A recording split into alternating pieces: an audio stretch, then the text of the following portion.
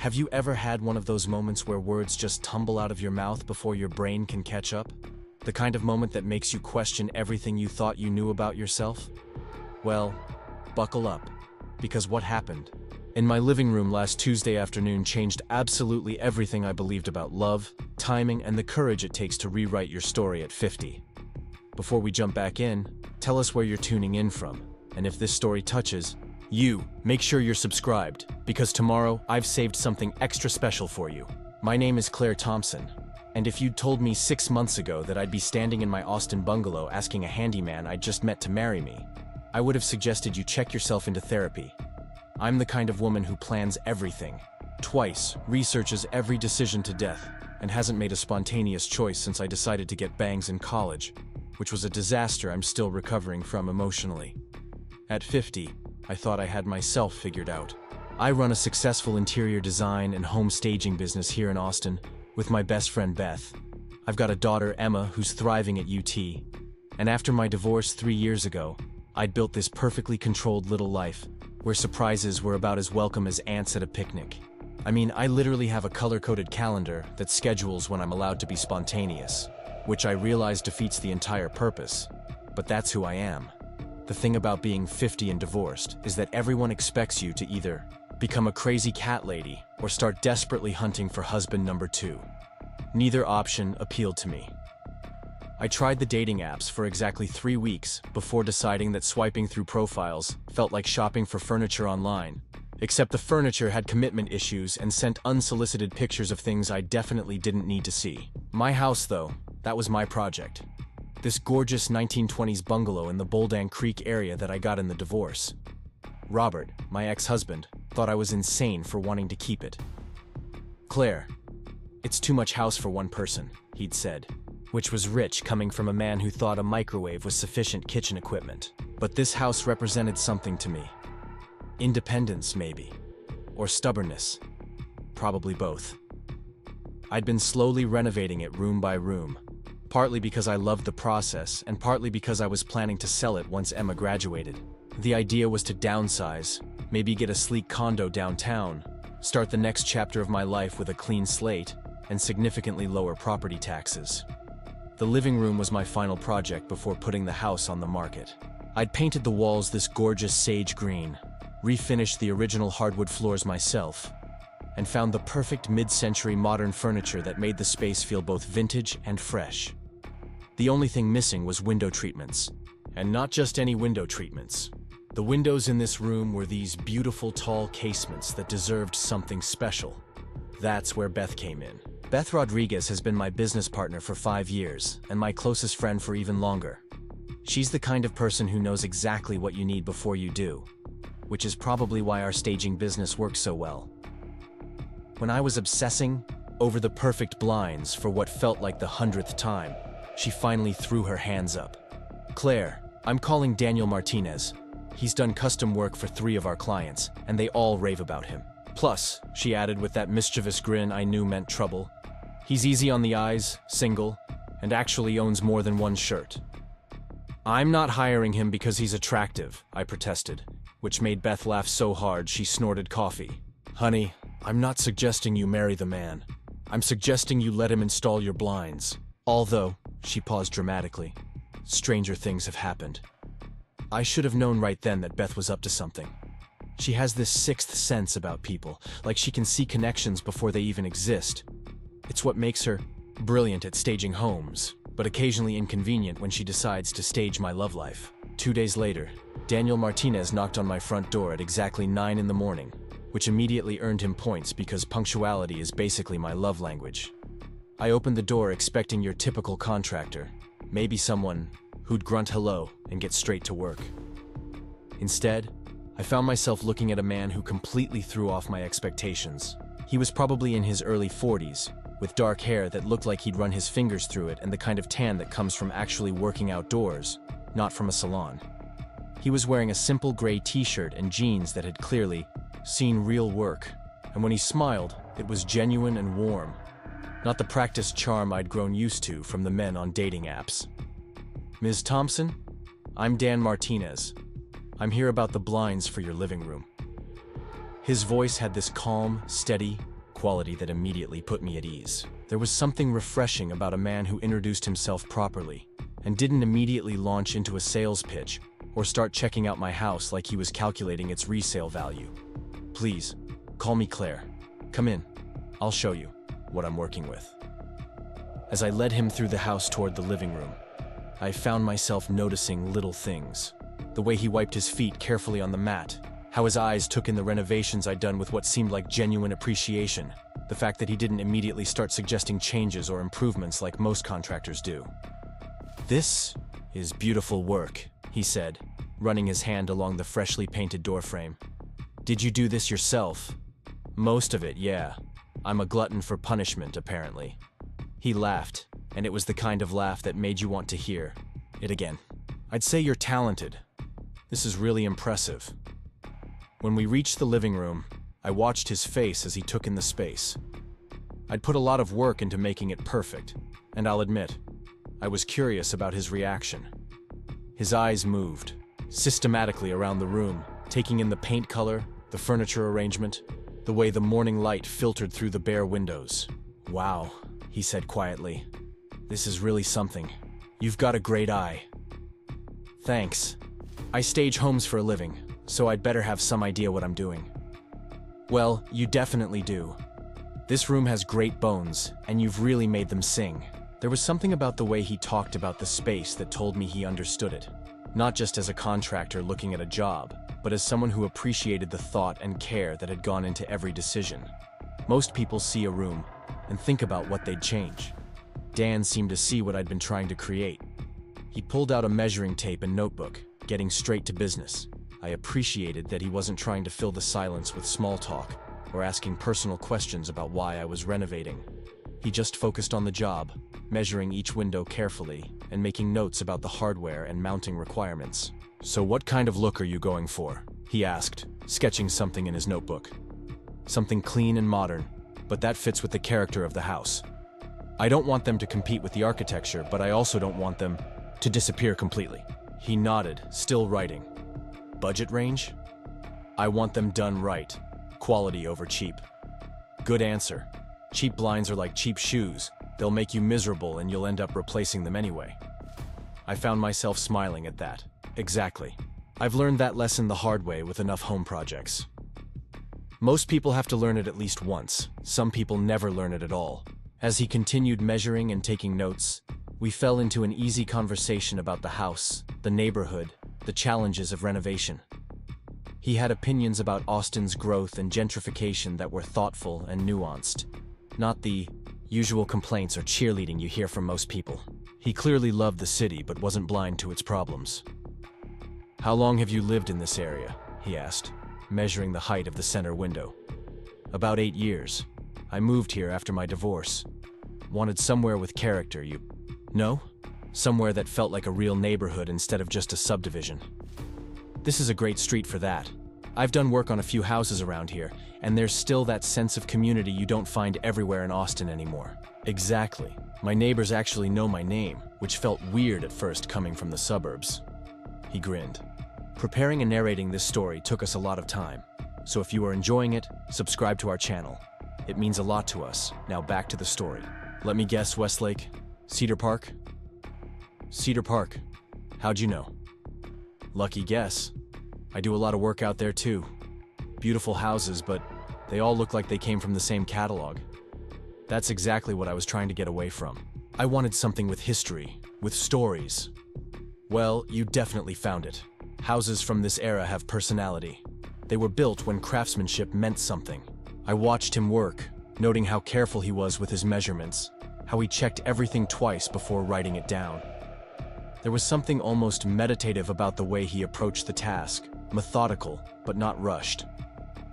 "So, what got you into this kind of work?" I asked, genuinely curious. "Started helping my dad with projects when I was a kid, and it just stuck. There's something satisfying about taking something that's broken or incomplete and making it right, you know? Plus, I like working with my hands, being able to see the results of what I do." "That makes sense. I feel the same way about staging and design. There's something magical about taking a space that isn't working and transforming it into something that feels like home. Exactly. Although I imagine your work involves a lot more psychology than mine does. I laughed. You'd be surprised. Half of what I do is helping people see the potential in their own spaces. Sometimes they're so used to living with problems that they don't even notice them anymore. I see that a lot too. People adapt to things that drive them crazy instead of just fixing them. Like bad relationships, I said without thinking, then immediately wished I could take it back.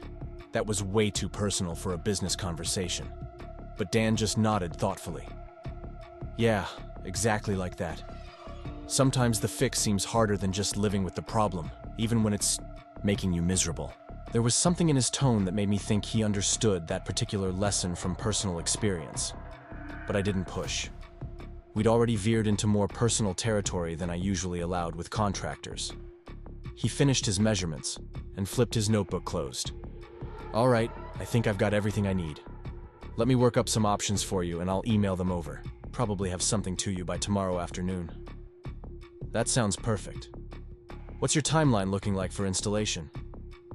For custom blinds like this, probably about 2 weeks for fabrication.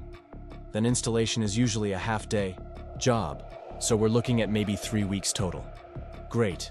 That actually works perfectly with my schedule. As I walked him to the door, I found myself not wanting the conversation to end. There was something comfortable about talking with him, like we'd known each other longer than 45 minutes. But he was here for business, and I needed to remember that. Thanks for coming out, Dan.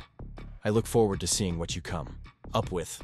My pleasure, Claire. You've got a beautiful home. Those windows are going to look amazing once we get the right treatments on them. After he left, I stood in my empty living room, looking at the bare windows and thinking about our conversation. There had been something different about him, something that made me feel more like myself than I'd felt in a long time. Not the polished, professional version of myself I usually presented to contractors and clients, but the real me. The me who made impulsive comments about bad relationships and got excited about crown molding details. Beth called that afternoon, ostensibly to check on a client project, but really to get the scoop on Dan's visit. So, how did it go with the handyman? His name is Daniel, and it went fine. He's professional, knows what he's doing, and he'll have some options for me tomorrow. That's it? That's all you've got? What were you expecting, Beth? It was a business meeting. I was expecting you to at least notice if he was cute. I paused long enough that Beth pounced. Aha! You did notice. Spill. He's attractive, yes. He's also probably 10 years younger than me and completely out of bounds. Claire Thompson, you are not that old, and there are no rules about who you can find attractive. There are when I'm hiring them to work on my house. Only if you make it weird. Did you make it weird? No, I did not make it weird. We talked about the job, he took his measurements, and he left. Very professional. But you liked him. It wasn't really a question, and Beth knew me well enough to read between the lines. It doesn't matter if I liked him. He's here to install blinds, not to date me. Those two things aren't mutually exclusive. Beth. I'm just saying, when's the last time you met a man who made you forget to overthink everything? That was the problem. I couldn't remember the last time that had happened, and it scared me a little.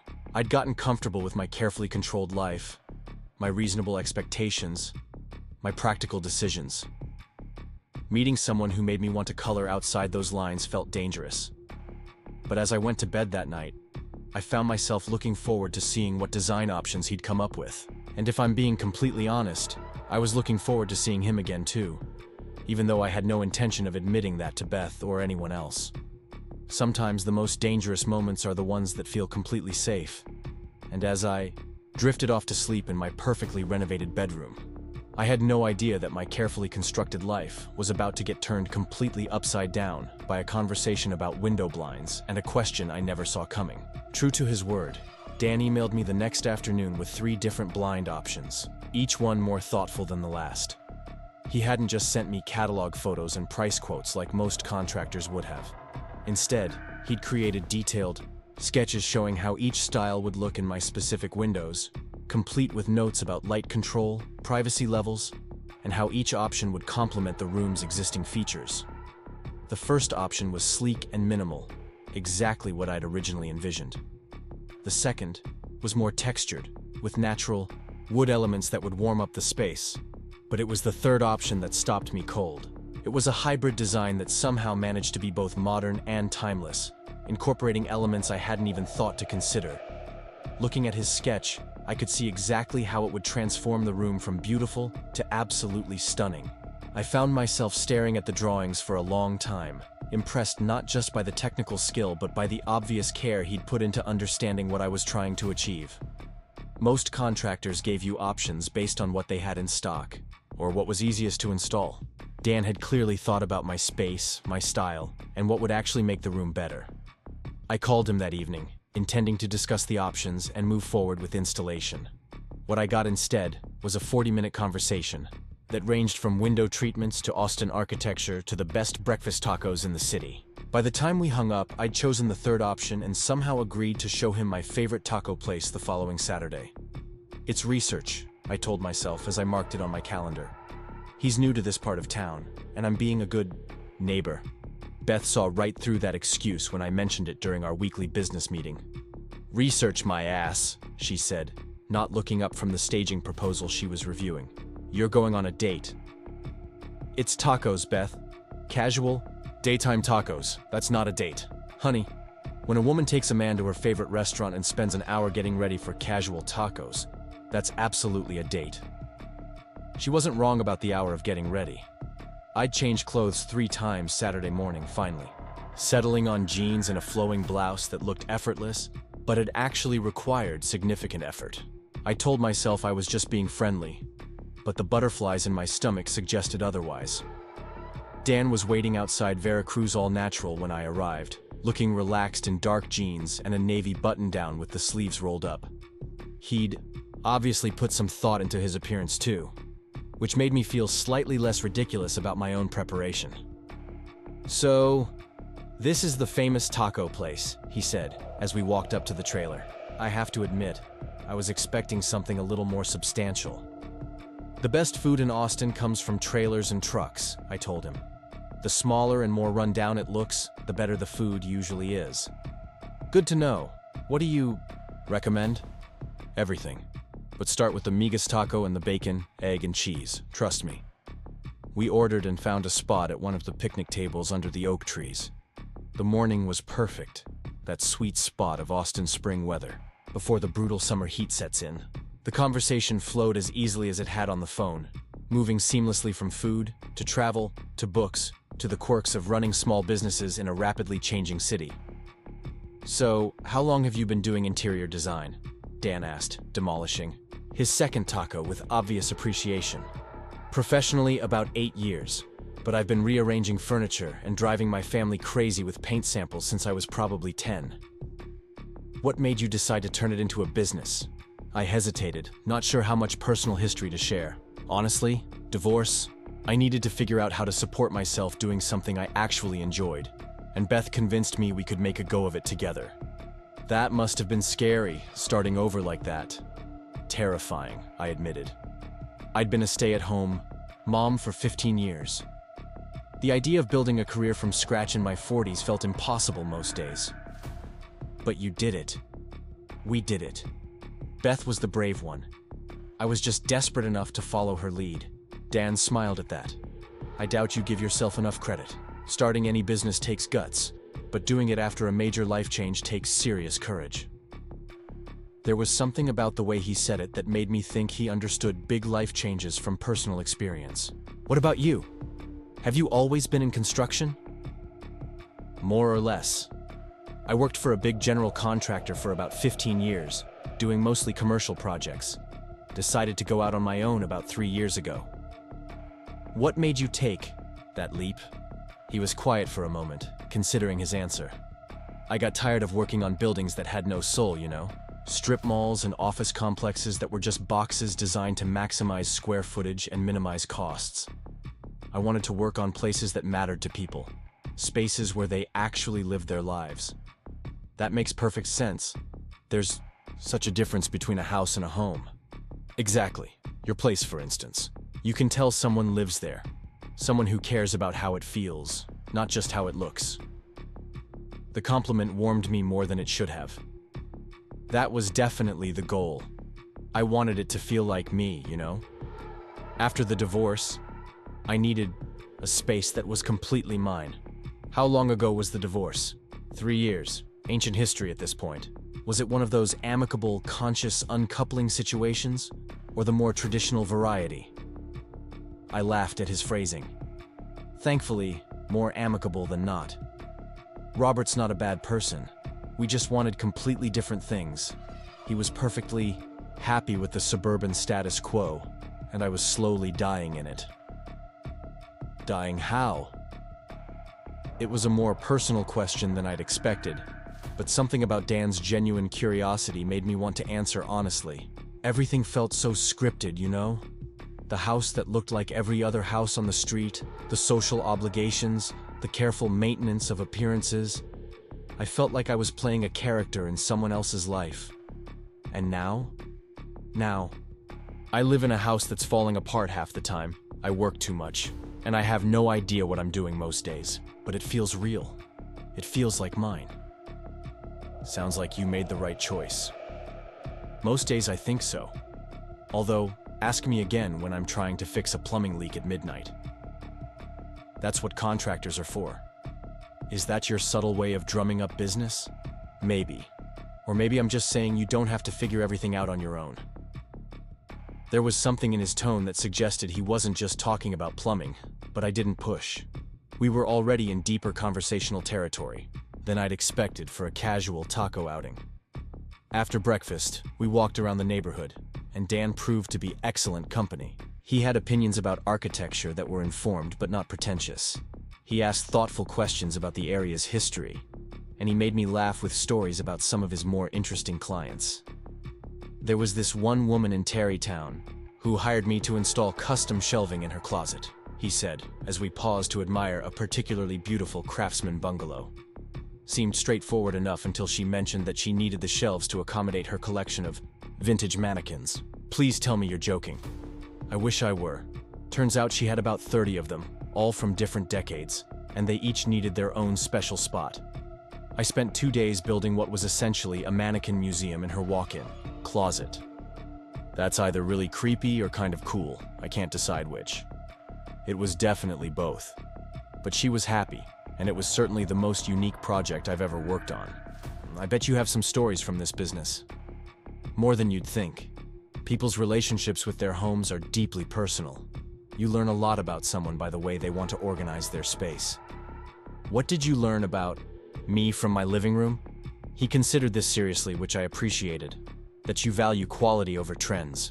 That you're not afraid of color, but you're thoughtful about how you use it. That you care about craftsmanship and history, but you're not stuck in the past. I was impressed by how much he'd picked up from one visit. That's pretty accurate.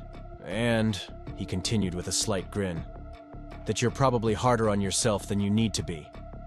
That room is gorgeous, but I bet you see all the things you think are wrong with it instead of appreciating what you've accomplished. That observation hit closer to home than I was comfortable with. How could you possibly know that? Because most people who do creative work are perfectionists, and perfectionists are usually their own worst critics. Guilty as charged. It's not necessarily a bad thing. It's probably part of what makes you good at what you do. But it can make it hard to enjoy your own successes. We'd somehow circled back toward my neighborhood during our walk, and I found myself not wanting the morning to end. Dan was easy to talk to in a way that felt rare and precious. When was the last time I'd had a conversation that ranged this widely, that felt this natural? Want to see the rest of the house? I heard myself asking as we approached my front walk. I mean, since you're already here, and you seem to appreciate good renovation work. I'd love to. Giving Dan the full tour felt surprisingly intimate. He paid attention to details I'd forgotten I was proud of, asked questions about my process, and offered the kind of appreciative comments that showed he understood the work that had gone into every room. In the kitchen, he admired the way I'd integrated modern appliances with the original cabinetry. In the bedroom, he noticed how I'd preserved the original light fixtures while updating the electrical. In Emma's room, which I'd kept exactly as she'd left it. He smiled at the collision of childhood treasures and college textbooks. Your daughters? He asked, taking in the mix of stuffed animals and philosophy books. Emma. She's a junior at UT, studying philosophy and English Lit. She's brilliant and idealistic and probably going to change the world. Sounds like she gets that from her mother. The idealistic part, maybe. The brilliant part is all her own. I doubt that. We ended the tour back in the living room, where the morning light was streaming through those still bare windows. So when do we get started on these? I asked, gesturing toward the windows. Fabrication will take about 2 weeks. I can probably get them installed the Friday after next, if that works for you. Perfect. I'm excited to see how they turn out. They're going to be beautiful. That design is going to be perfect in this space. As he prepared to leave, I found myself reluctant to return to my normal Saturday routine of errands and housework. The morning had felt like a small adventure, a reminder that there were still surprises to be discovered in my carefully planned life. Thanks for the taco recommendation, Dan said as we stood on my front porch. And for the neighborhood tour, this was really nice. Thank you for the company. It's been a while since I had such a good Saturday morning. Maybe we can do it again sometime. I'd like that. After he left, I sat on my porch swing with a cup of coffee, thinking about the morning and trying to understand what was happening to me. I'd been attracted to men since my divorce, sure, but this felt different. This felt like the beginning of something that could matter, which was both exciting and terrifying. My phone buzzed with a text from Emma. How's the house project going? Send pictures when the blinds are installed. I smiled, typing back. Going well. Installation is in 2 weeks. How are classes? Good. Philosophy midterm was brutal, but I think I survived. Are you taking care of yourself? Actually eating real food and not just coffee? Yes, mother. I'm eating real food. Had excellent tacos this morning, in fact. With Beth? I paused, my fingers hovering over the keyboard. With the contractor, who's doing the blinds. Ooh, interesting. Is he cute? Emma. That's not a no. Details, please. He's nice, professional, good at his job. And cute? And cute. Mom, this is exciting.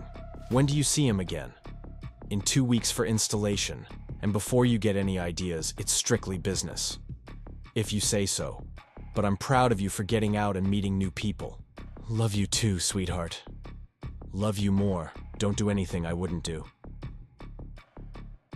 That evening, Beth called for our weekly catch-up, and I found myself telling her about the taco outing and the house tour. So basically, you spent the entire morning together. He complimented your renovation work, and you invited him into your home, but it's strictly business. When you put it like that, it sounds more significant than it was. Claire, honey, it sounds exactly as significant as it was. You like him. I barely know him. You know enough. You know he's thoughtful, hardworking, appreciative of good craftsmanship, and easy to talk to. You know he makes you laugh and that you feel comfortable around him. What else do you need to know right now? Whether he's interested in anything beyond installing my blinds. Did he ask to see the rest of your house? No, I offered. Did he seem interested in the tour? Yes. Did he suggest doing the taco thing again? Yes. Claire, the man is interested. The question is what you're going to do about it. That was exactly the question I'd been avoiding. What was I going to do about it? Dan would be back in 2 weeks to install the blinds. And then what? Would we go back to being just another contractor and client? Or was there something worth exploring here? The problem was that exploring meant risking something, and I'd gotten comfortable with not risking anything. My life was peaceful, predictable, safe. Adding a man to the equation, especially a man who made me feel like a teenager with her first crush, seemed like asking for trouble. But as I got ready for bed that night, I found myself looking forward to seeing him again, in a way that had nothing to do with window treatments, and everything to do with the possibility that maybe, just maybe, my carefully planned life was about to get a lot more interesting. The 2 weeks passed slowly, filled with the usual client meetings, staging projects, and business responsibilities. But underneath it all was this growing sense of anticipation. I caught myself thinking about Dan at odd moments, wondering what he was working on, whether he was thinking about our taco morning, what he'd think about this fabric choice or that paint color. Beth noticed my distraction and took every opportunity to tease me about it. "You're glowing," she announced during a client meeting, apropos of nothing. "I am not glowing. I'm wearing a new foundation." "That's not foundation glow. That's man glow. There is no such thing as man glow. Tell that to your face." The Thursday before installation day, Dan called to confirm the appointment and go over the final details. "Everything's ready," he said. "Installation should take about 4 hours, and I'll be there around 9 if that still works for you." "Perfect. I'm looking forward to seeing how they turn out." "They look great. I think you're going to love them." "I'm sure I will." "Claire?" "Yeah? I was wondering, after we get the blinds installed, if you'd like to grab lunch somewhere, to celebrate the completion of your living room project." My heart did a little skip. "I'd like that." "Great. I'll see you tomorrow morning." After we hung up, I realized I was smiling like an idiot and I didn't care. Maybe Beth was right. Maybe this was exactly as significant as it seemed. And maybe, for once in my carefully controlled life, I was ready to see where that significance might lead. Friday morning arrived with the kind of crisp April weather that makes you remember why you fell in love with Austin in the first place. I'd been awake since 6, which was ridiculous considering Dan wasn't coming until 9, but sleep had been elusive. I kept thinking about lunch plans and wondering if I was reading too much into what was probably just a friendly gesture from a nice contractor who happened to make excellent conversation. I changed clothes twice before settling on dark jeans and a soft green sweater that brought out my eyes. Not too dressy for having work done in the house, but nice enough for lunch afterward. The fact that I was putting this much thought into my outfit for blind installation was not lost on me, but I'd decided to embrace the absurdity rather than fight it. Beth had texted me at 7:30 with a simple message: "Have fun today, and try not to overthink everything to death." Easy for her to say. Overthinking was basically my superpower at this point. I spent the extra time doing unnecessary tidying, rearranging the books on my coffee table for the 3rd time and double-checking that the living room was ready for Dan's work. The furniture was already moved away from the windows, the drop cloths were laid out, and I'd cleared a space for his tools and materials. Everything was as prepared as it could possibly be. When the doorbell rang at exactly 9 o'clock, my stomach did a little flip that had nothing to do with the coffee I'd been drinking. I opened the door to find Dan standing there with his tool bag and a box of what I assumed were my custom blinds, looking professional but somehow more relaxed than he had during our first meeting. "Good morning," he said with that warm smile that I was beginning to look forward to more than was probably wise. "Ready to see these windows transformed?" "More than ready. Come on in."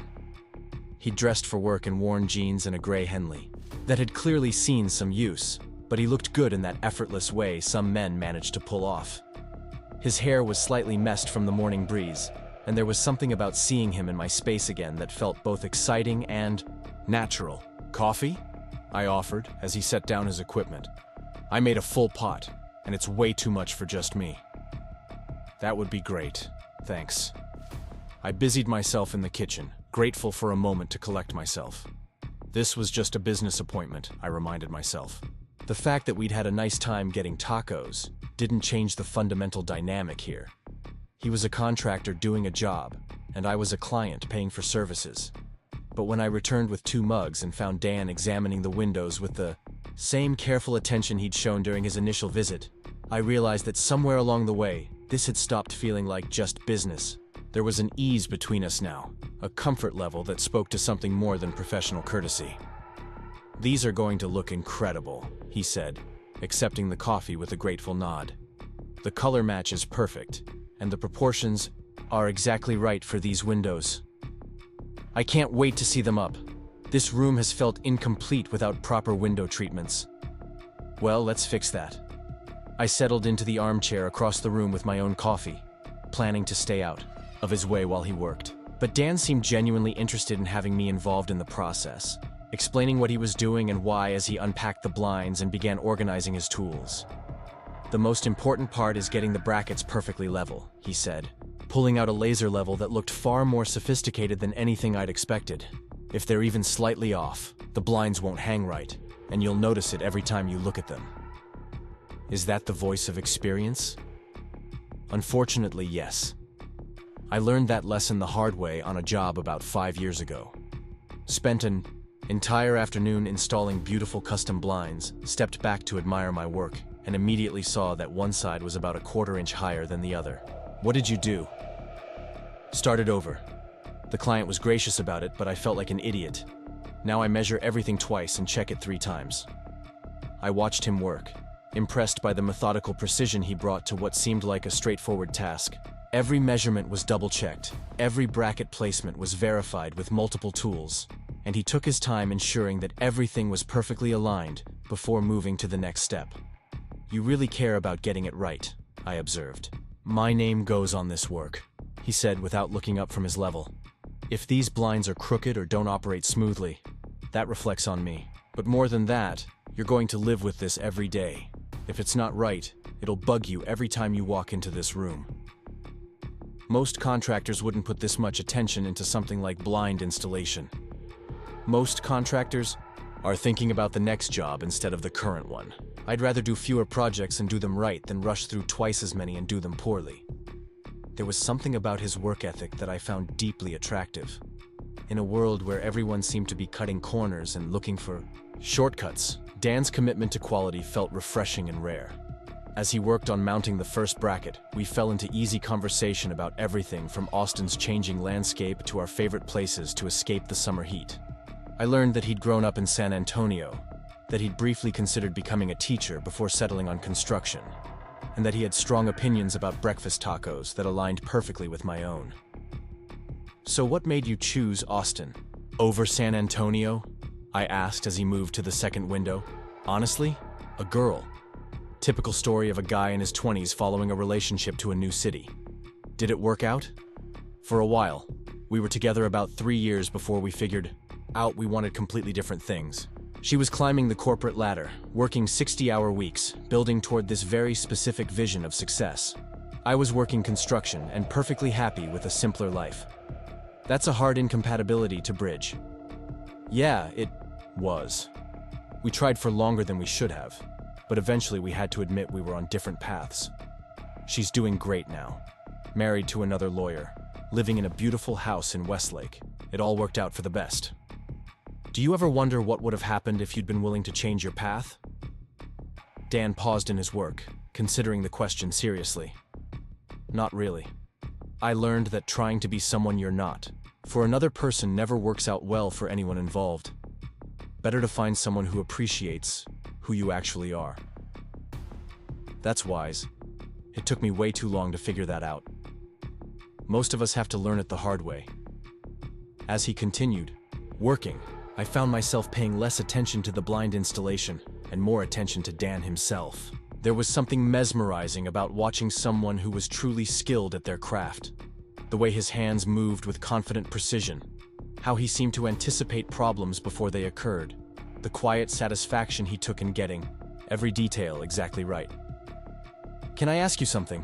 I said as he began installing the actual blind mechanism. "Sure." "What made you decide to go out on your own? I mean, working for a big company probably offered more security, steady paycheck, benefits. Starting your own business is a huge risk." He was quiet for a moment, focusing on threading the cord through the blind assembly. I got tired of being just another cog in someone else's machine. The company I worked for was all about volume and profit margins. We'd finish a job as quickly as possible and move on to the next one. There was no pride in the work, no relationship with the clients, no sense that what we were doing mattered beyond the bottom line. "So, you traded security for satisfaction?" "More or less. The first year was terrifying, I'll admit. There were months when I wasn't sure I'd be able to pay rent. But every job I did was mine, you know? My reputation, my standards, my relationships with clients. When someone like you appreciates the quality of the work, that means something.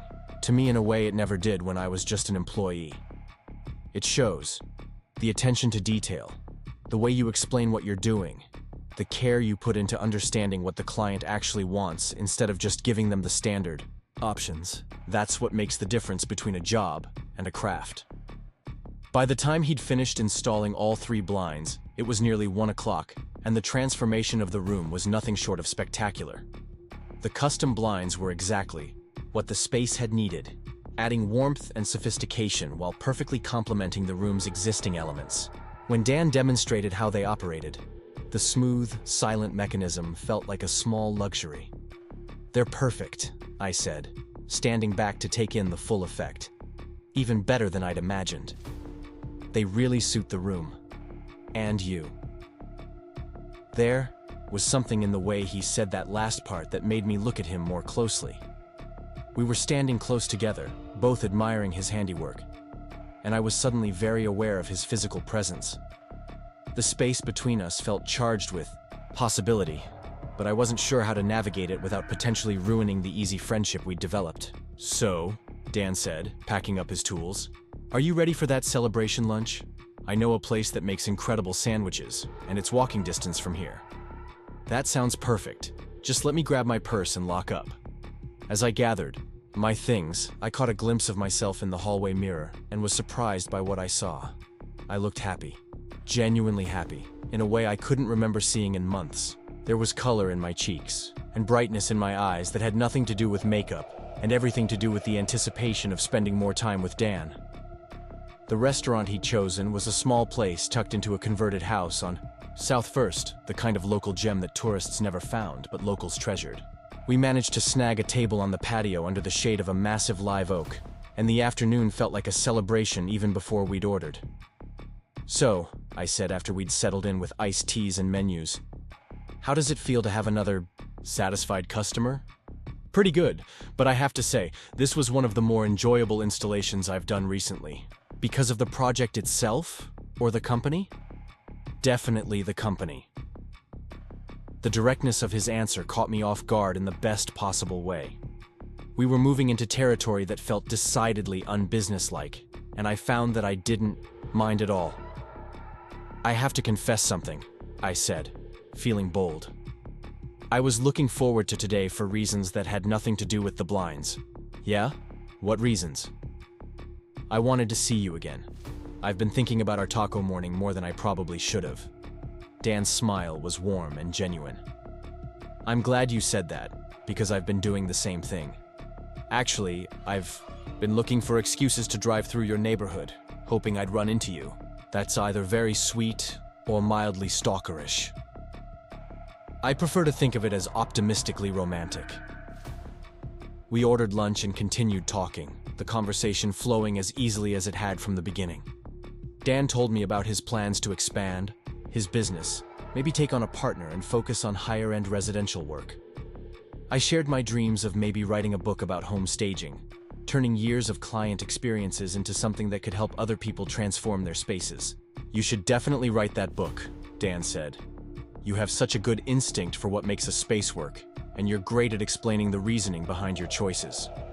"You think so?" "I know so. The way you talked about your living, room renovation, the decisions you made and why you made them, that's exactly the kind of insight people need." "Maybe I will, after Emma graduates and I figure out what the next chapter of my life looks like." "What are you thinking about for that next chapter?" It was a big question, one I'd been avoiding thinking about too seriously. "Honestly, I'm not sure. I love the work Beth and I do, but I'm also ready for something different. Maybe travel, maybe a complete change of scenery." The house was supposed to sell after Emma's graduation, and then I was going to figure out what came next. Supposed to sell? Well, it still might. I just find myself less eager to rush into that decision than I was a few months ago. What changed? I looked at Dan across the table, taking in his patient expression and genuine interest, and realized that what had changed was sitting right in front of me. Meeting him had reminded me that Austin still had surprises to offer, that my carefully planned life might benefit from a little more spontaneity. "I'm not entirely sure," I said, which was both true and completely false. "Maybe I'm just getting more attached to the house than I expected. It's a great house. It would be hard to leave something you put so much work into." "Exactly. But even as I said it, I knew the house wasn't the real reason I was reconsidering my plans. The real reason was the possibility that there might be something worth staying for. Something that hadn't been part of my original equation. After lunch, we walked slowly back toward my neighborhood, neither of us seeming eager to end the afternoon. When we reached my front porch, Dan turned to face me with an expression that looked almost nervous. "Claire, I need to ask you something, and I hope it won't make things weird between us." "Okay. Would you like to have dinner with me tomorrow night?" And before you answer, I should clarify that I'm asking as a man who's very interested in getting to know you better, not as your contractor looking to maintain a professional relationship. My heart did a little dance at his words. "I would love to have dinner with you." "Really?" "Really. Although I have to warn you, I'm probably going to overthink this entire situation between now and tomorrow night." "That's okay. I'll probably do the same thing." "Good. Then we'll be overthinking together." Dan laughed, and the sound filled me with warmth. "I'll pick you up at 7? Perfect." As I watched him walk back to his truck, I felt like I was standing at the edge of something significant. The afternoon had been lovely, but more than that, it had felt like the beginning of something real. For the first time in years, I was excited about the unknown, eager to see where this unexpected connection might lead. I called Emma as soon as I got inside, needing to share my news with someone who would understand why this felt so important. "Mom, how did the blind installation go?" "The blinds are beautiful, but that's not why I'm calling." "Ooh, this sounds interesting." "Spill." "I have a date tomorrow night." "With the contractor?" "With Dan, yes." "Mom, that's amazing. I'm so happy for you. What are you going to wear? Where is he taking you? Is it weird that he was working in your house this morning and now you're dating?" "I have no idea what I'm going to wear. I don't know where we're going, and yes, it's definitely weird, but I don't care." "You sound different. Happy different." "I feel different. Scared, but different. Good different. Very good different." After we hung up, I stood in my newly transformed living room, looking at the beautiful blinds that had somehow become the catalyst for whatever was happening between Dan and me. The afternoon sun was filtering through them in exactly the way I'd hoped, casting warm patterns on the floor and making the whole space feel complete. But for the first time in months, the house itself felt secondary to something else. Tomorrow, night couldn't come fast enough. Saturday evening arrived with the kind of nervous energy I hadn't felt since high school. I'd spent an embarrassing amount of time getting ready, changing outfits 4 times before settling on a navy blue dress that was elegant, but not trying too hard. Dan had suggested a small Italian place in East Austin, somewhere he described as having incredible food and a relaxed atmosphere. When he knocked on my door at exactly 7, I opened it to find him looking genuinely handsome in dark jeans and a button-down shirt that brought out his eyes. He'd clearly put thought into his appearance, and there was something endearing about the slight nervousness I could detect beneath his confident smile. "You look beautiful," he said, and the sincerity in his voice made my cheeks warm. "Thank you. You clean up pretty well yourself." The restaurant was perfect, a cozy place with exposed brick walls, candlelit tables, and the kind of authentic Italian food that made you forget you were in Texas.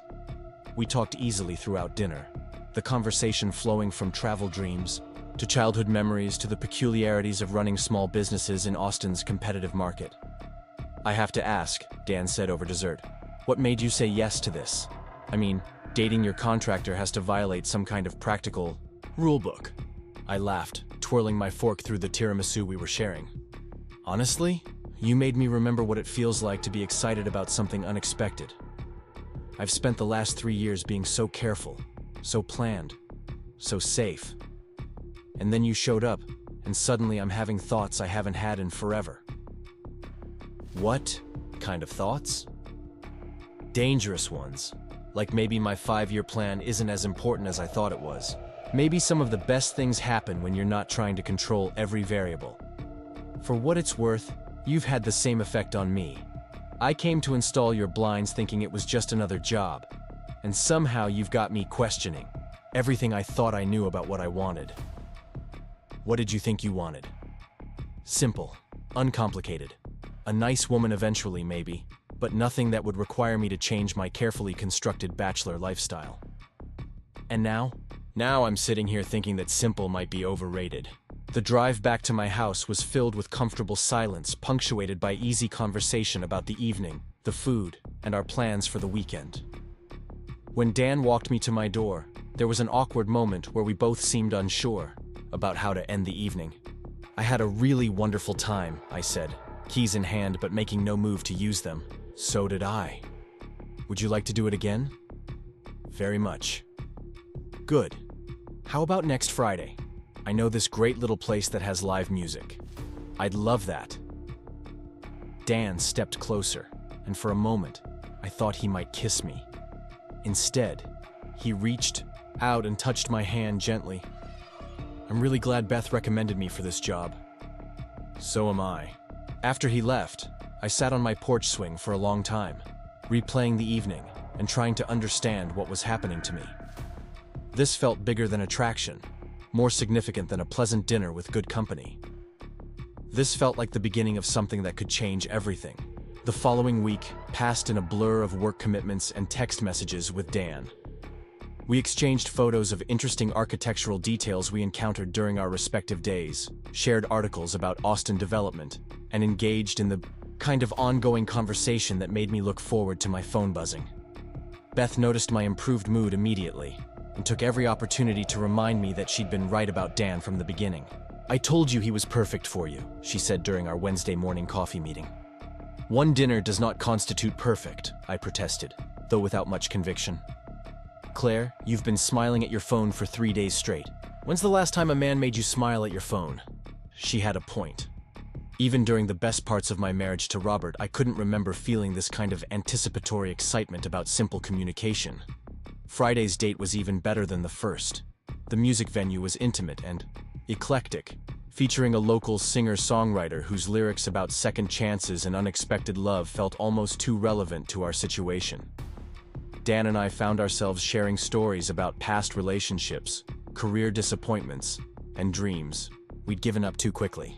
"I always wanted to travel more," I admitted during a break between sets. "Europe, especially. But first there was college, then marriage, then Emma, then the divorce.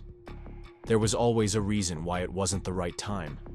"What's stopping you now?" "Nothing, really, which is terrifying." "Why terrifying?" "Because if there's nothing stopping me, then I have to admit that maybe I've been stopping myself." Dan considered this seriously. "What would you do first, if you decided to just go for it?" "Italy, probably. I've been obsessing over Tuscan architecture for years. I'd love to see those hill towns, understand how they integrated buildings into the landscape so perfectly." "That sounds incredible. What about you? What's on your someday list?" "Honestly, I'd love to restore an old house somewhere. Not for business, just for the satisfaction of bringing something beautiful back to life. Maybe in the hill country or up in the mountains of Colorado." "That suits you perfectly." "You think so?" "Absolutely. You have such respect for craftsmanship and history. I could see you finding some forgotten Victorian and spending years bringing it back to its original glory. Maybe we should both stop planning someday and start planning next year." The ease with which he'd included me in his hypothetical future planning should have scared me, but instead it felt natural, like we'd been building towards shared dreams without realizing it. Over the next few weeks, Dan and I fell into a comfortable rhythm of seeing each other twice a week, with frequent texts and phone calls filling the spaces between. He'd bring me coffee on Tuesday mornings before work, and I'd meet him for lunch on Thursdays when his schedule allowed. Weekends became something we planned together, whether it was exploring new neighborhoods, visiting local farmers markets, or simply sitting on my porch swing talking until late in the evening. The more time we spent together, the more I realized how naturally we fit into each other's lives. Dan appreciated my need for occasional solitude and respected my work commitments without making me feel guilty for being busy. I enjoyed his steady presence and the way he encouraged me to take risks I might have avoided on my own. Emma came home for a long weekend in early May and immediately declared her approval of Dan after meeting him at a casual barbecue in my backyard. "He's perfect for you, Mom," she said as we cleaned up afterward. "He balances you out without trying to change you." "How can you tell all that from one afternoon?" "Because I watched you together. You're more relaxed than I've seen you in years, but you're still completely yourself. That's rare. We're taking things slowly. Good. But not too slowly. Life's short, and good men who appreciate smart, independent women are hard to find. It was around this time that Robert made one of his periodic check-ins about my plans for the house. We'd maintained a cordial relationship since the divorce, but his timing felt particularly awkward given my current state of romantic confusion. "Claire, I wanted to touch base about your timeline for selling," he said, during what was supposed to be a brief phone call. "I know you were planning to list it after Emma's graduation, and I wanted to make sure that was still your intention." "Why are you asking?" "Because if you've changed your mind, it affects some financial planning I'm doing. And honestly, I've always thought you were crazy for wanting to take on that much house by yourself." "I've managed just fine, Robert. I know you have. I'm just saying, if you decide you want something smaller and more manageable, I could help you look at some nice condos downtown." The conversation left me feeling unsettled, partly because Robert's practical concerns weren't entirely unreasonable, and partly because they forced me to confront questions I'd been avoiding.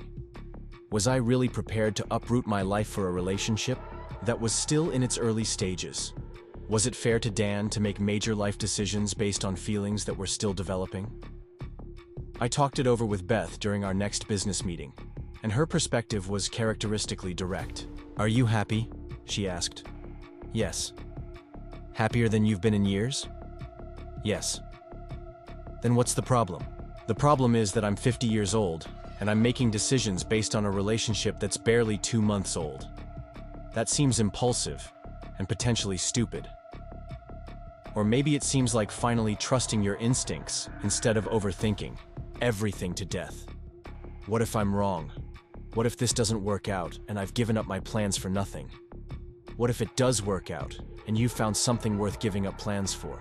That evening, Dan came over with takeout from our favorite Thai place, and we settled on the living room couch to eat and watch a movie. The blinds he'd installed filtered the evening light perfectly, creating the cozy atmosphere I'd envisioned when I'd first planned the room's renovation.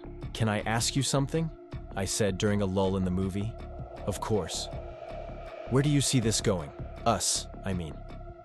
Dan muted the television and turned to face me fully. "Honestly, I'm trying not to think too far ahead because I don't want to scare you off. But if I'm being completely honest, I see potential for something really significant here." "Significant how?" "Significant like maybe I'm falling in love with you, and I'd like to see what building a life together might look like." The directness of his answer took my breath away. "You're falling in love with me?" "I think I've already fallen. I was just waiting for the right moment to mention it."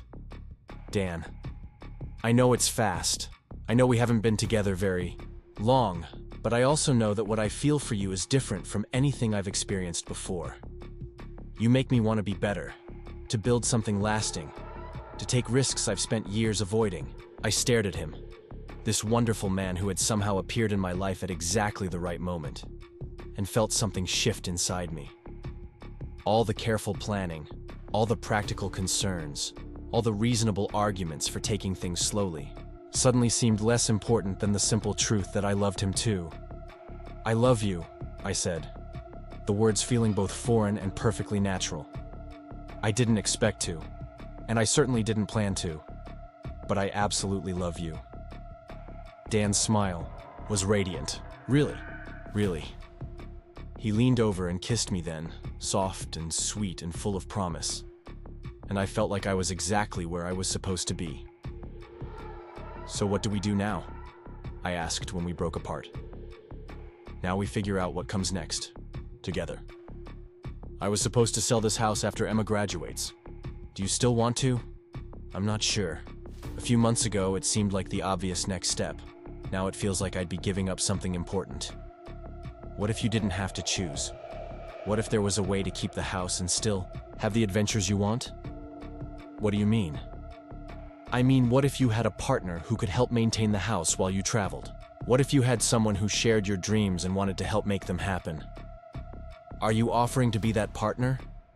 "I'm offering to be whatever you need me to be."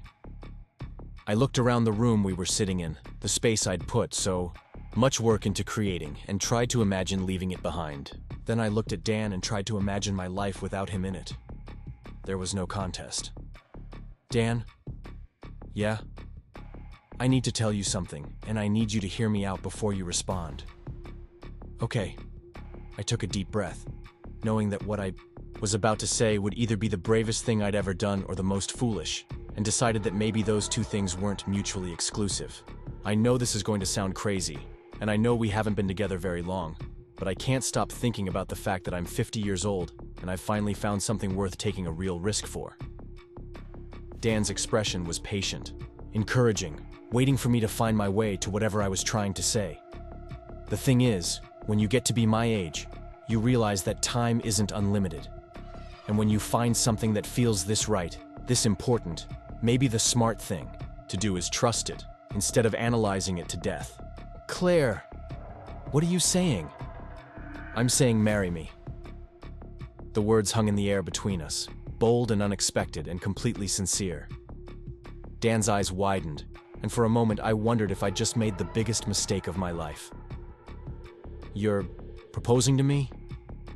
I'm 50 years old, Dan. I've been married before. I've played it safe before. I've waited for the right time and the perfect moment before. And you know what I learned? There is no perfect moment. There's just the moment when you realize that what you have is worth fighting for. Claire. I know it's unconventional. I know women aren't supposed to propose, especially women my age to men your age. But I don't care about supposed to anymore. I care about what feels true, and this feels true. Dan was quiet for a long moment, and I felt my heart hammering against my ribs. Had I misread everything? Had I scared him away with my impulsiveness? Can I ask you something? He said finally. Anything. Are you serious? Really? Truly serious? Dead serious. Because if you're serious, then my answer is yes, absolutely, completely, enthusiastically yes. I felt tears spring to my eyes. Really? Really. Although I have to say, this isn't exactly how I imagined this conversation would go. How did you imagine it? I imagined me being the one brave enough to bring it up first. Well, I've never been accused of being traditional. Good thing, because traditional is overrated. Dan pulled me closer, kissing me with a passion that felt like a promise and a celebration all at once. When we broke apart, we were both laughing and crying simultaneously, giddy with the magnitude of what we'd just committed to. So, what happens now? I asked. Now we start planning a life together, and maybe a wedding. Although I have to warn you, I have strong opinions about cake flavors. I think I can live with that. And I should probably ask Emma's permission before we make this official. She's going to love you even more for thinking of that. What about your parents? Your friends? Are they going to think you've lost your mind? Probably, but I don't care. I've spent too many years worrying about what other people think. This is about what we think, what we want, what we're brave enough to build together. I love you, Claire Thompson. I love you too, Dan Martinez, and I can't wait to see what comes next. 6 months later, we had a small wedding in my backyard, surrounded by the people who mattered most. Emma served as my maid of honor, Beth handled the flowers, and Dan's business partner Marcus officiated after getting ordained online, specifically for the occasion. The ceremony was simple and heartfelt, exactly what we both wanted. We kept the house in Austin, turning it into our home base while pursuing the travel dreams we talked about on our early dates. Dan's business thrived, partly because his reputation for quality work had earned him more referrals than he could handle, and partly because he'd taken on a partner who could manage projects while he was away. I did write that book about home staging, dedicating it to Dan with the inscription, "For the man who taught me that the most important renovations happen in the heart." Emma graduated summa cum laude and moved to Chicago for graduate school, texting me regularly with updates on her life and reminders that she'd been right about Dan from the beginning. As I sit here now, looking out through the custom blinds that started this whole adventure, I'm amazed by how much my life has changed since that morning when Dan first knocked on my door. I thought I was hiring a contractor to install window treatments. Instead, I found a partner who helped me renovate my entire life. People sometimes ask me if I regret being so impulsive, if I worry that we moved too fast or made decisions based on emotion rather than logic. The truth is, I've never been more certain of anything in my life. Sometimes the most logical thing you can do is trust your heart, especially when your heart is telling you that you've found something worth keeping. Dan still brings me coffee on Tuesday mornings, and I still meet him for lunch on Thursdays when his schedule allows. We still sit on the porch swing talking until late in the evening, planning trips and dreaming about the future. The only difference is that now we're planning and dreaming together, as partners in every sense of the word. Beth likes to take credit for the whole thing, claiming that her contractor recommendation was actually an elaborate matchmaking scheme. I let her have that victory because honestly, I'm grateful for whatever cosmic forces conspired to bring Dan into my life. Sometimes the best things really do happen when you least expect them, when you're brave enough to ask for what you want instead of waiting for someone else to offer it. Sometimes the most important question isn't whether you're ready for love, but whether you're ready to be brave enough to claim it when it appears.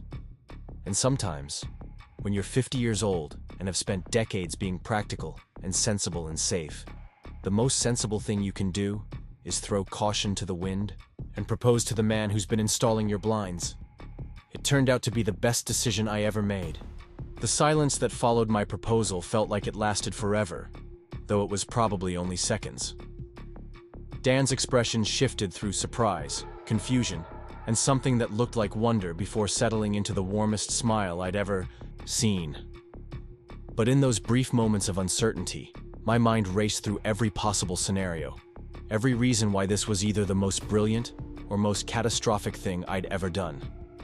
"Claire," Dan said slowly, his voice thick with emotion, "are you absolutely certain about this?" I've never been more certain of anything in my life. I know it's unconventional. I know we haven't followed any of the traditional timelines. But Dan, I'm 50 years old.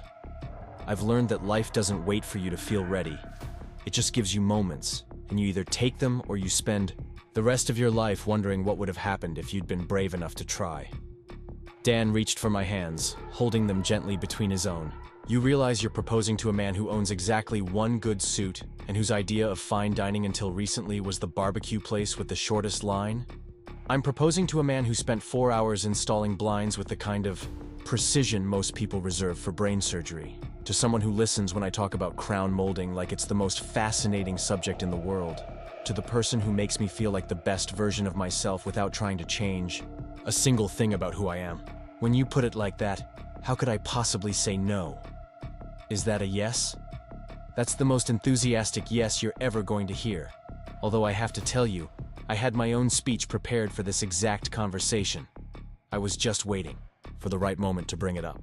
"What kind of speech?" "The kind where I tell you that I've been carrying around my grandmother's engagement ring for 3 weeks, trying to work up the courage to ask you the same question." I stared at him, hardly believing what I was hearing. "You have a ring?" "I have a ring. And a whole plan that involved dinner at that fancy place downtown. Maybe some flowers. Definitely a lot more stammering and nervousness than you just demonstrated." "You were going to propose to me?" "I was going to propose to you tonight, actually. That's why I suggested the Italian place. And that's why I've been checking my pocket every 5 minutes all evening to make sure the ring box was still there." The absurdity of the situation hit us both at the same time, and we started laughing until tears streamed down our faces. Here we were, 2 supposedly mature adults who had independently decided to propose to each other on the same night, and neither of us had managed to execute our carefully laid plans. "So, what do we do now?" I asked, wiping my eyes. "Do you still want to do your proposal? Or should we just agree that we're both terrible at romantic timing?" "I think we should agree that we're both exactly where we're supposed to be. But I would like to give you the ring, if that's okay. It belonged to my grandmother, and she would have loved you." Dan pulled a small velvet box from his pocket, and when he opened it, I gasped.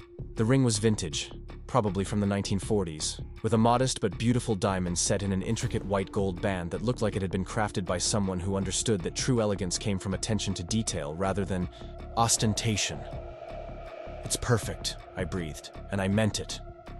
The ring suited me better than anything I could have chosen for myself. Classic but not traditional. Substantial but not showy. "She always said it should go to someone who would appreciate good craftsmanship," Dan said, taking the ring from the box. "May I?" I held out my left hand, and when Dan slipped the ring onto my finger, It felt like the final piece of a puzzle I hadn't realized I'd been solving. The fit was perfect, the weight of it substantial but comfortable, and looking down at it on my hand made everything suddenly feel real in a way that conversation alone couldn't accomplish. "How does it feel?" Dan asked. "Like it belongs there. Like it's been waiting for me as long as I've been waiting for it." "Good. Because you're stuck with it now. And with me. I can think of worse fates." We spent the rest of the evening on the couch, alternately marveling at our mutual timing and making plans for a future that had suddenly become much more concrete. We talked about wedding timelines and guest lists, about whether we wanted something small and intimate or a bigger celebration, about honeymoon destinations and how to merge two established lives into something new. "I keep thinking I should be more nervous about this," I confessed as we shared a bottle of wine Dan had produced from somewhere in my kitchen. "I mean, 6 months ago, I didn't even know you existed, and now we're engaged. That should terrify me." "But it doesn't? It doesn't. It feels like the most natural thing in the world. Is that crazy?" "If it's crazy, then we're both crazy, because I feel exactly the same way. Like we've been building toward this moment since the day I first walked into your house." "Maybe we have been. Maybe that's what happens when you meet the right person, at the right time." "Or maybe," Dan said, refilling our wine glasses, "that's what happens when you meet the right person and you're finally ready to recognize it." The next morning, I woke up with that disoriented feeling that comes from life-changing events. The sense that everything should look different even though my bedroom was exactly the same as it had been 24 hours earlier. It took me a moment to remember why I felt so different. And then I saw the ring on my finger, and the whole evening came flooding back. Dan had stayed over, something that still felt new enough to be exciting. And I could hear him moving around in the kitchen, probably making coffee with the kind of attention to detail he brought to everything else. The domestic intimacy of it made me smile even before I was fully awake. "Good morning, fiancé," he said when I appeared in the kitchen doorway, hair disheveled and wearing the oversized t-shirt I'd claimed as pajamas. "Good morning, fiancé. That's going to take some getting used to. We have time to practice." Dan handed me a perfect cup of coffee, and we settled at the kitchen table to tackle the practical aspects of what we'd committed to the night before. In the light of day, the magnitude of our decision felt both more real and somehow more manageable. "So," I said, pulling out my phone, "I suppose we should start making some calls.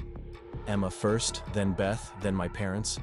Fair warning, my mother is going to have opinions about everything from the timeline to the guest list to the appropriateness of second marriages for women over 50. Fring Xiao, what about your father? Dad will be fine once he gets over the shock. He's always liked my independent streak, even when it drove my mother crazy. Your family? My parents will be thrilled. They've been asking when I was going to settle down since I turned 30. My sister Rosa is going to want to plan the entire wedding. So prepare yourself for that level of enthusiasm." "That actually sounds wonderful. I love that you have a big family. They're going to love you. Fair warning though, they're loud and opinionated, and they will absolutely adopt you whether you want to be adopted or not." After 20 years of Robert's family, loud and opinionated sounds refreshing, we decided to start with Emma. Partly because I knew she'd be awake despite the early hour, and partly because her approval mattered more to me than anyone else's. I put the phone on speaker so Dan could be part of the conversation. "Mom?" Emma answered on the second ring. "Is everything okay? You never call this early." "Everything's wonderful, sweetheart. I have some news I wanted to share with you." "Good news or sit down first news?" "Definitely sit down first news, but good news." "Okay, I'm sitting. What's going on?" "Dan and I are engaged." The silence on the other end of the line stretched long enough that I started to worry we'd lost the connection. "Emma, are you there?" "I'm here. I'm just processing. You're engaged? Like getting married engaged?" "Like getting married engaged." "Oh my God, Mom, that's amazing. When did this happen? How did he propose? Do you have a ring? When's the wedding?" "Last night I actually proposed to him." "Yes, I have a ring, and we haven't figured out the wedding details yet." "You proposed to him?" "Mom, that is so completely perfect for you. I love it. Can I see the ring? FaceTime me right now."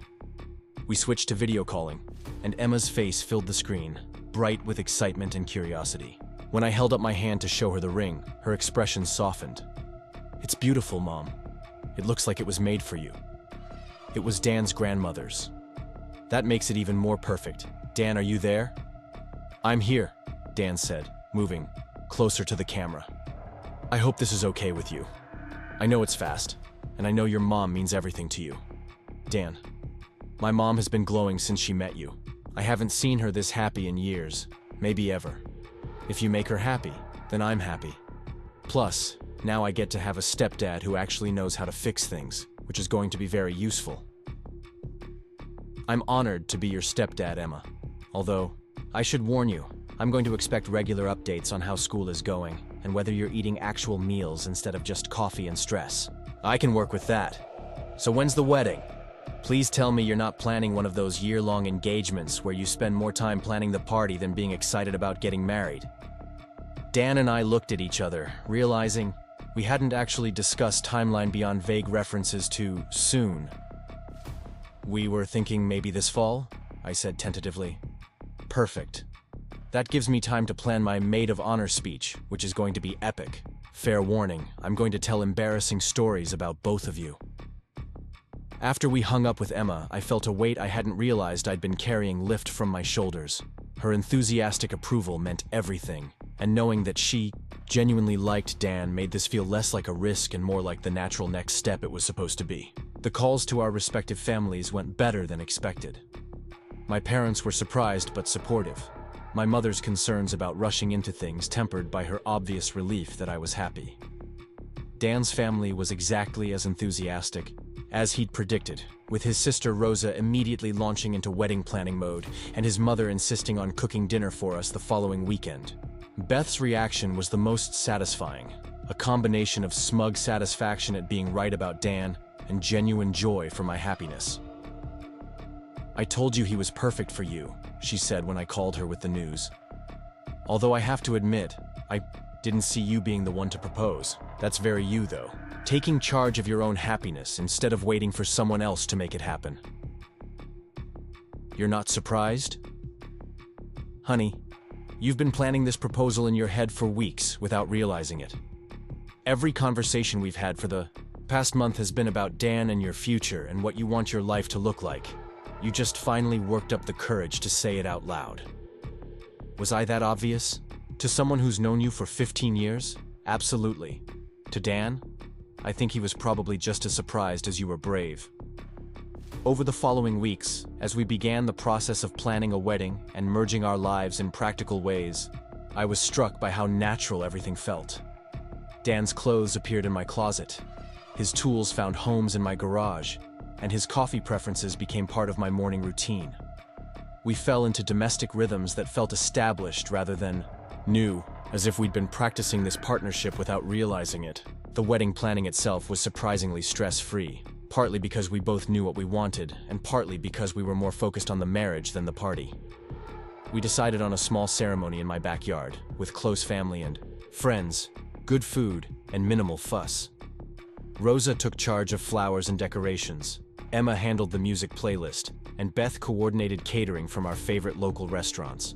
"The point is to celebrate what we're building together," Dan said one evening as we reviewed the guest list. "Not to impress people with how much money we can spend on centerpieces." Exactly. I want people to remember how happy we were, not how fancy the linens looked. The months leading up to the wedding were filled with the kind of ordinary moments that made up a shared life. Dan taught me how to use power tools properly, and I helped him organize his business paperwork. We painted the guest bedroom together, argued mildly about furniture placement, and discovered that we both had strong opinions about the proper way to load a dishwasher. "This is what I love about being with you," Dan said one Saturday afternoon as we worked in the garden together, planting the herb garden I'd always wanted but never found time to create. "It's not just the big romantic gestures, it's the everyday stuff that makes a life. You realize that everyday stuff includes me being grumpy before I've had enough coffee and leaving books everywhere and probably making you watch more HGTV than any man should have to endure.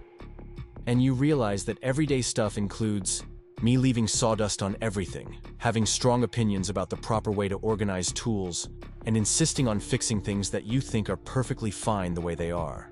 I think I can live with that. Good, because you're stuck with it for the next 50 years or so. The wedding itself was everything we'd hoped it would be.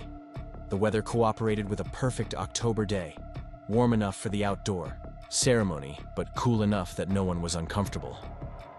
Emma walked me down the aisle. Dan's business partner, Marcus, officiated with humor and heart, and the whole celebration felt intimate and joyful in exactly the way we'd envisioned. During the ceremony, as Dan and I exchanged vows we'd written ourselves, I thought about the journey that had brought us to this moment. 6 months earlier, I'd been a divorced woman with a 5-year plan and carefully managed expectations. Now I was promising to build a life with a man who'd appeared in my world through the simple act of installing window blinds. I promised to support your dreams even when they scare me, I said, looking into Dan's eyes and meaning every word. I promise to take risks with you, to travel to new places and try new things, and to never stop appreciating the extraordinary in our ordinary moments. I promise to love your independence while cherishing our partnership, Dan replied. I promise to build you bookshelves wherever we live, to bring you coffee every morning I can, and to remind you every day that you're braver than you think you are. When Marcus pronounced us married, the kiss felt like a beginning rather than a culmination, the start of an adventure we'd planned together rather than the end of our individual stories. The reception lasted well into the evening, filled with toasts from family and friends who'd watched our relationship develop. Emma's maid of honor speech was indeed epic, managing to be both hilarious and heartfelt as she chronicled my transformation from a woman who scheduled spontaneity to someone willing to propose marriage on a Tuesday night. My mom taught me that it's never too late to rewrite your story, Emma concluded, raising her glass. But it took Dan to teach her the same lesson. Here's to second chances, perfect timing, and the courage to ask for what you want. Beth's toast focused on the professional matchmaking skills she'd apparently been developing without anyone realizing it. I've been staging homes for years, she said. But Claire and Dan are proof that sometimes the best staging involves bringing in exactly the right person to make a space feel complete. Here's to the best renovation project I've ever been part of. Dan's sister Rosa spoke about family and tradition, about how quickly I'd been embraced by the Martinez clan and how perfectly I fit into their boisterous, loving dynamic. His parents presented me with a beautiful silver necklace that had belonged to his grandmother, officially welcoming me into the family with the kind of warmth I'd never experienced from my in-laws during my first marriage. As the evening wound down and our guests began to say their goodbyes, Dan and I found ourselves alone on the back patio, still in our wedding clothes, but barefoot on the wooden deck we'd refinished together. "So," Dan said, pulling me close for a slow dance to music only we could hear, "how does it feel to be married?" "It feels exactly right, like something I'd been missing without realizing it." "Any regrets about the unconventional proposal?" "Only that I waited so long to do it." "What about you? Any regrets about marrying a woman who rearranges furniture for fun and has opinions about paint colors?" "My only regret is that we didn't meet sooner. Although maybe we needed to be exactly who we were when we found each other for this to work the way it has." "Maybe you're right. Maybe everything that came before was just preparation for this." We danced on the patio until the citronella candles burned down, talking about honeymoon plans and Christmas traditions and all the ordinary magic of building a shared life. When we finally went inside, it was to the house that had become truly ours, complete with custom blinds that filtered the moonlight perfectly, and filled with the accumulation of 2 lives that had somehow become one. 6 months later, as I write this from a small cafe in Tuscany, where Dan and I are spending 3 weeks exploring the architecture I'd dreamed about for years, I'm still amazed by the chain of events that brought us together. What started as a simple home improvement project became the renovation of my entire life. Proof that sometimes the most important changes begin with the smallest decisions. Dan is currently sketching the details of a 15th century church facade, completely absorbed in the craftsmanship of stonework that has survived 5 centuries. Later, we'll walk through hill towns that have been built and rebuilt by generations of artisans who understood that the best work comes from caring about details that matter. Tomorrow we'll drive to the next town, where we'll eat too much gelato, and Dan will take pictures of architectural elements he wants to incorporate into future projects. Next week we'll fly home to Austin, where our life together continues to unfold in ways both planned and spontaneous. But right now, in this moment, I'm thinking about that rainy Tuesday when everything changed. About the courage it took to ask for what I wanted instead of waiting for someone else to offer it. About the radical act of trusting my instincts instead of my fears. I'm thinking about custom blinds that let in exactly the right amount of light, and how sometimes the most important renovations happen not to houses but to hearts. About the difference between being 50 and feeling finished, and being 50 and feeling ready for the next adventure. Most of all, I'm thinking about how grateful I am that I was brave enough to ask the question that changed everything. Marry me? I'm 50, but what if I'm not kidding? It turned out I wasn't kidding at all. And it turned out that 50 was exactly the right age to finally get everything right. 2 years after that spontaneous proposal on my living room couch, I'm standing in the kitchen of our renovated 1890s farmhouse in Dripping Springs, watching Dan install custom cabinets he designed specifically for this space. The morning light streams through windows he restored by hand, each pane of original glass carefully preserved and reset. This house, our latest project together, represents everything we've learned about building something beautiful from something forgotten. When we found this place 18 months ago, it was a disaster. The previous owners had started multiple renovation projects without finishing any of them, leaving behind a maze of half-completed rooms and questionable electrical work. Most people would have seen a money pit. Dan saw potential, and I saw a story waiting to be told. "What do you think?" Dan asks, stepping back to examine the cabinet alignment. Even after 2 years of marriage, he still seeks my approval on design decisions, valuing my input in a way that makes me fall in love with him all over again. Perfect. They're going to photograph beautifully for the book. The book.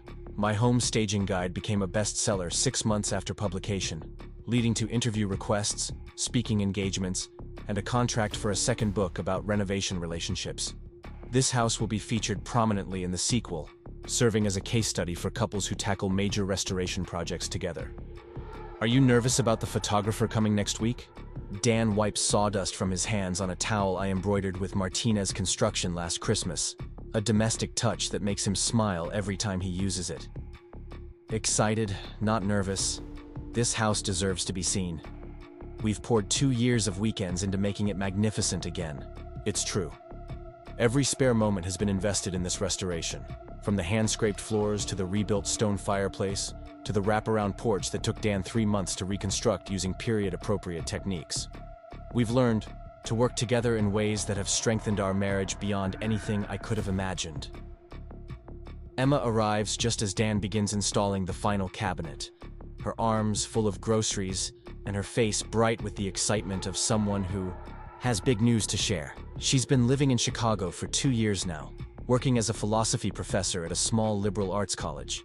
But she visits Austin regularly enough that this house feels like home to her too.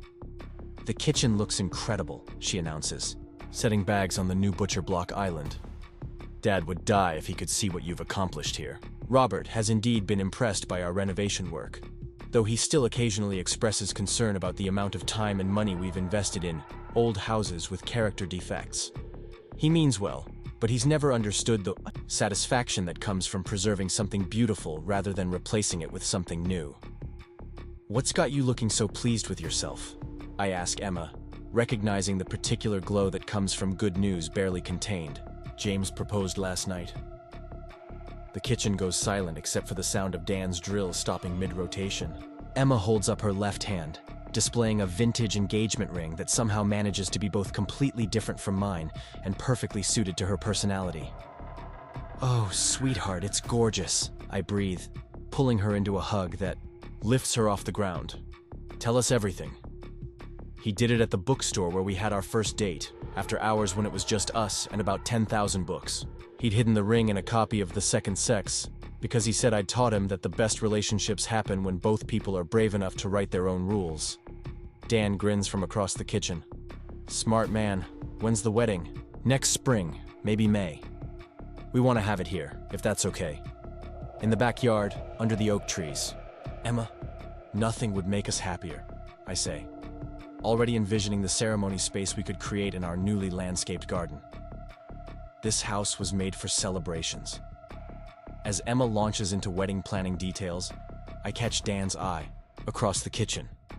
He's smiling at me with the particular expression that means he's thinking about how much our lives have changed since we found each other. It's an expression I've come to treasure. A reminder that we never stop being amazed by the adventure we're building together. The rest of the morning is spent in the comfortable chaos of family celebration, with Emma showing us her ring from every angle, while Dan and I offer advice about vendors and venues and the importance of focusing on the marriage rather than the wedding. It's the kind of domestic happiness I never expected to experience again. Proof that life continues to offer unexpected gifts long after you think you figured everything out. Later, after Emma has driven back to the city and Dan has finished the cabinet installation, we sit on our restored porch swing with glasses of wine, watching the sunset paint the hills in shades of gold and rose. This view is what sold us on the house, this sense of being connected to the landscape while nestled safely within our own private world. "Do you ever miss the Austin house?" Dan asks, his arm around my shoulders as we swing gently back and forth. "Sometimes, but mostly, I'm grateful we sold it to that young couple who appreciated what we'd accomplished there. It needed a family with small children, people who would use every room and fill it with the kind of energy we'd moved beyond. And this place? This place feels like us at this stage of our lives. Room to grow, projects to complete together, space for Emma's wedding and grandchildren someday." Grandchildren? Are you getting ahead of yourself? Maybe, but a woman can dream. The transition from Austin to Dripping Springs hadn't been easy, despite our excitement about the project. Leaving the house where Dan and I met, where we fell in love, where I proposed on that memorable evening, felt like closing a significant chapter. But keeping it would have meant clinging to the past instead of embracing the future we were building together. The sale had been emotional, complicated by the memories attached to every room. Walking through the space one final time, I'd paused in the living room where those custom blinds still filtered light perfectly, where two people had been brave enough to choose love over caution.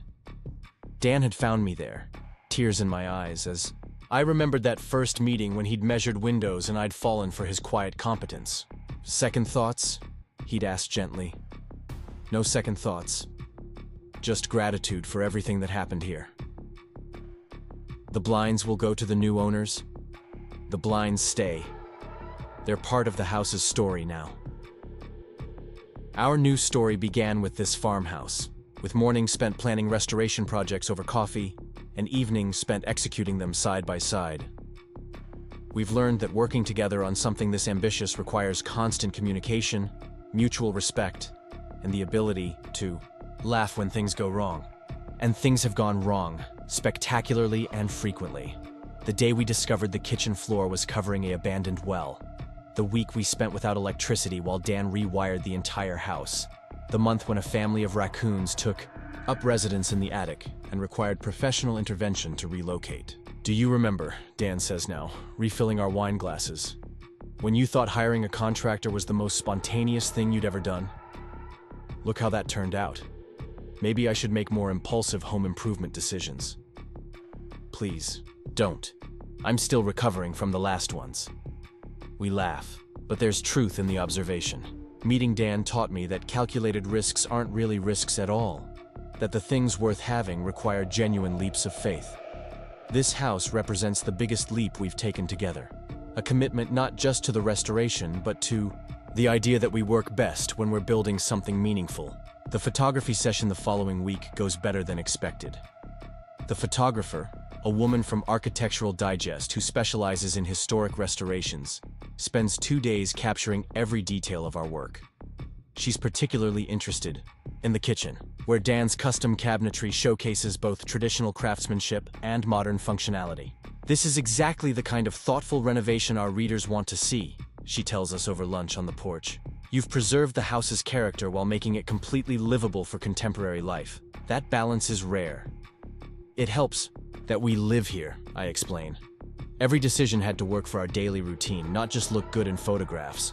The personal investment shows. This feels like a home, not a showcase." When the magazine hits newsstands 6 months later, featuring our house on the cover with a 12-page spread inside, the response is overwhelming. Dan's business explodes, with requests from clients who want the same attention to historic detail. My speaking engagements multiply as audiences respond to our story about marriage, renovation, and the courage required for both. The most meaningful response comes from a couple in North Carolina who write to tell us that our story inspired them to buy an abandoned Victorian and restore it together. They'd been on the verge of divorce, they explain, but working on the house taught them to collaborate instead of compete, to appreciate each other's strengths instead of focusing on their differences. You showed us that renovation isn't just about houses, the woman writes. Sometimes you have to renovate your relationship too. Their letter arrives on a day when Dan and I are painting the guest bedroom, preparing for Emma's wedding weekend. We've been married for over 2 years now, long enough to have settled into comfortable routines, but recent enough that we still feel surprised by our good fortune. Do you think we inspire people? I ask Dan as we work on opposite walls, moving in the synchronized rhythm we've developed for shared projects. I think we prove that good things happen when you're brave enough to ask for what you want. Even when what you want seems impossible, especially then. Emma's wedding weekend arrives with perfect May weather and a house that's ready for celebration.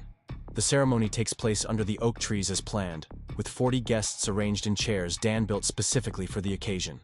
Emma looks radiant in her grandmother's dress, altered to fit her perfectly, while James waits at the makeshift altar with the kind of joy that makes everyone present believe in love. I watch from the front row, Dan's hand warm in mine, as our daughter promises to build a life of mutual respect and shared adventure. The vows she's written echo themes I recognize from our own marriage, commitments to support each other's dreams while cherishing what they've built together. Do you take this man to be your partner in all things? The officiant asks, and Emma's response is clear and certain. I do, with my whole heart. The reception flows seamlessly from ceremony to dinner to dancing, with Emma and James moving through the evening, in the confident happiness of two people who know they've chosen well. Dan and I dance on the patio he built with stones salvaged from the original foundation, surrounded by the garden we've spent 2 years cultivating. Think they'll make it? Dan asks as we watch Emma and James slow dancing under string lights. He hung from the oak branches. Look at them. They're building something together already, just in the way they move as a team. They'll make it. Good thing, since they're talking about moving back to Austin after the honeymoon. Really? James got a job offer from a law firm there. Emma thinks she can finish her dissertation while they get settled. The prospect of having Emma nearby again fills me with quiet happiness. This house has room for regular visits, for holiday celebrations, for the kind of extended family gatherings I'd always wanted but never quite achieved during my first marriage. As the evening winds down and guests begin to say their goodbyes, Emma finds Dan and me on the porch swing where we've retreated to watch the last of the dancing. Thank you, she says simply, settling on the porch steps in her wedding dress, looking happier than I've ever seen her. For everything. The house, the wedding, but mostly for showing me what a real partnership looks like. You did that yourself, sweetheart. We just provided the venue. No, it's more than that. Watching you and Dan work together, build this place together, support each other's dreams while creating something new together, that taught me what to look for in a marriage. You showed me that love isn't just about finding the right person, it's about being brave enough to build something meaningful with them. After the last guest leaves and the catering crew finishes cleaning up, Dan and I sit in our restored kitchen, sharing a bottle of champagne and marveling at how perfectly the weekend unfolded. The house feels transformed by celebration, infused with the joy of a beginning that honors everything we've built here. So what's next? Dan asks, loosening his tie and rolling up his sleeves. Any more houses calling your name? Maybe. I heard about a 1920s craftsman in Wimberley that's been abandoned for 10 years. The owners are looking for someone willing to take on a complete restoration. Sounds like our kind of project. You're not tired of fixing up old houses with me? Claire, I could spend the next 40 years fixing up old houses with you, and never get tired of it. Every project teaches us something new about working together. Even when I have strong opinions about paint colors? Especially when you have strong opinions about paint colors. That's how I know you care about getting it right. Later, as we prepare for bed in the master suite, we've transformed from a collection of small, dark rooms into an airy space filled with morning light. I think about the journey that brought us here. 2 years ago, I was a woman afraid to take risks, content with safe choices and predictable outcomes. Now, I'm someone who buys abandoned houses and proposes marriage, and believes that the best adventures require the biggest leaps of faith. Dan? Yeah? Do you ever wonder what would have happened if Beth had recommended a different contractor for those blinds? Never. Why not? Because I don't think it was coincidence. I think we were supposed to find each other exactly when and how we did. You believe in fate. I believe in being ready to recognize something good when it appears. And I believe in being brave enough to choose it over everything safe and predictable. Dan's words settle into my heart as I drift off to sleep in the house we've restored together, surrounded by the evidence of our shared vision and mutual commitment. Tomorrow we'll start planning the next project, the next adventure, the next opportunity to build something beautiful from something forgotten. But tonight, I'm content to rest in the knowledge that sometimes the most important renovations have nothing to do with houses and everything to do with hearts. Sometimes the bravest thing you can do is ask for what you want instead of waiting for someone else to offer it. Sometimes the perfect moment isn't when everything is planned and prepared and safe, but when you're willing to trust that what you're building together is worth the risk of the unknown. I close my eyes and dream of craftsman houses and Italian architecture and all the places Dan and I will explore together. I dream of Emma's children playing in our restored garden and Christmas mornings filled with laughter and summer evenings on this porch swing that has become the center of our shared world. Most of all, I dream of morning coffee and shared projects and the quiet satisfaction of a life built deliberately, courageously, with someone who appreciates both the work and the wonder of creating something lasting together. When I wake tomorrow, Dan will already be in the kitchen making coffee with the same attention to detail he brings to everything else. We'll sit at the table he built and plan our day, our week, our future, in the easy rhythm of two people who have learned to build dreams together. And somewhere in Austin, those custom blinds are still filtering light perfectly in the living room where everything began, where a woman brave enough to propose marriage discovered that 50 is exactly the right age to finally get everything. Right. Up next, you've got two more standout stories right on your screen. If this one hit the mark, you won't want to pass these up. Just click and check them out.